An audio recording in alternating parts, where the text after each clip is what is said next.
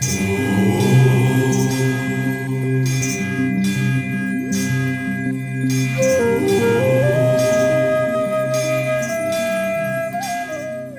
की नगरी काशी की अनंत कहानियां और किंवदंतियां हैं, जिनकी लोक कथाएं आदिकाल से प्रचलित है। देवाधिदेव महादेव को प्रसन्न करने के लिए लोग दूर दूर से यहाँ आते हैं और शीश नवाते हैं। नाग पंचमी का दिन यानी नाग देवता को खुश करने का दिन माना जाता है और ये दिन शिव को समर्पित भी होता है। ऐसी मान्यता है कि नाग पंचमी के दिन नाग की पूजा और काल सर्प योग से मुक्ति के लिए विशेष अनुष्ठान संपन्न कराए जाते हैं। आज हम आपको उस पवित्र स्थान पर लेकर चलते हैं जिसे नागलोक के नाम से जाना जाता है। तो आइए चलते हैं नागलोक और जानते हैं इससे जुड़ी कहानी। नाग पंचमी के मौके पर हम काशी में उस अद्भुत जगह के दर्शन आपको कराने जा रहे हैं जिसे नागों के लोक के नाम से जाना जाता है। नागलोक के इस पवित्र स्थल का नाम वर्तमान में नागकुआं है और यहाँ पर एक ऐसा शिवलिंग भी विराजमान है जो पानी के अंदर रहता है। साल में 365 दिन पानी के अंदर रहने वाले इस शिवलिंग के दर्शन सिर्फ यहाँ पर कुंड की साफ सफाई के दौरान ही हो सकते हैं। और सबसे महत्वपूर्ण बात यह है कि यह स्थान महर्षि पतंजलि के कर्म भूमि के रूप में जाना जाता है, क्योंकि यहाँ पर रहकर उन्होंने तप किया था। उस अद्भुत तपोस्थली के रूप में विराजमान इस काशी के नागकुआं की अपनी ही मान्यता है और ऐसा कहा जाता है कि काल सर्प योग से मुक्ति के लिए यहाँ पर ही अनुष्ठान संपन्न कराया जाता है। वैसे काशी को रहस्यमयी नगरी मानते हैं। मान्यता है कि नागन को पाताल लोक के दरवाजे के रूप में विख्यात है। यहाँ के पुजारी पंडित कुंदन बताते हैं कि कई हजार साल पुरानी इस पवित्र स्थली को कारकोटक नागी तीर्थ के नाम से जाना जाता है। तो आइए सुनते हैं उन्होंने और क्या बताया। ये महर्षि पतंजलि जी की तपोस्थली रही है और महर्षि पतंजलि जी स्वयं भगवान शेषनाग के अवतार थे, तो इस वजह से उनके नाम को लेते हुए इसका पुराणों में कारकोटक वापी नाम है। स्कंद पुराण में इसे कारकोटक वापी कहा जाता है। कारकोटक जो है वो नाग का नाम है और नीचे जो शिवलिंग स्थापित है वो भी कारकोटक नागेश्वर के नाम से हैं। तो वो कारकोटक नाग का नाम होने की वजह से और वापी जो कुआं तालाब को वापी शब्द बोला जाता है, तो इसलिए आज जो एक समानता चलन में नागकुआं बोलते हैं, मेन इसका नाम कारकोटक वापी है।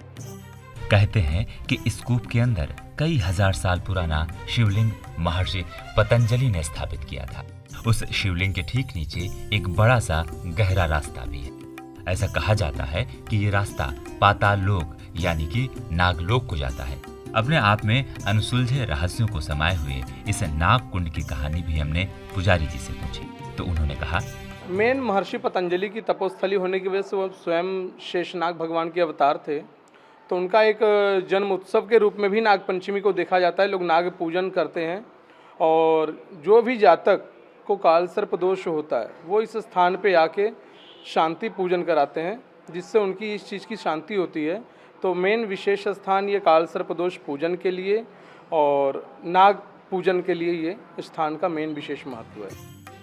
मान्यता है कि कालसर्प योग की पूजा यहाँ पर की जाए तो उसके प्रभाव से मुक्ति मिलती है। साथ ही इसके पानी की भी मान्यता है। कहते हैं कि अगर आप अपने घर में इसके पानी को रखते हैं तो जहरीले जीव जंतुओं के खतरे और नाग के घर में आने के डर से भी मुक्ति मिलती है। जो कुंड आप देख रहे हैं नाग कुंड, इसका संबंध नागलोक तक बताया जाता है। अंदर तली में करीबन रोड से 70 फीट के 60-70 फीट नीचे एक शिवलिंग की स्थापना है, जिसे महर्षि पतंजलि जी द्वारा स्थापित बताया जाता है। तो वहीं पे एक होल है जो और अंदर की ओर जाता है, तो वहाँ नागलोक का संबंध उस स्थान से बताते हैं।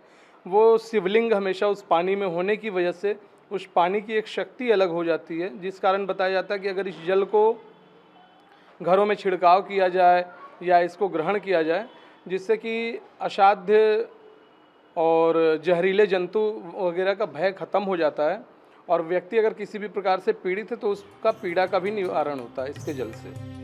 नाग पंचमी के दिन छोटे गुरु और बड़े गुरु की पूजा का भी विधान है। मंदिर के पुजारी की माने तो छोटे गुरु और बड़े गुरु से तात्पर्य महर्षि पतंजलि और उनके गुरु महर्षि पाणिनि से है।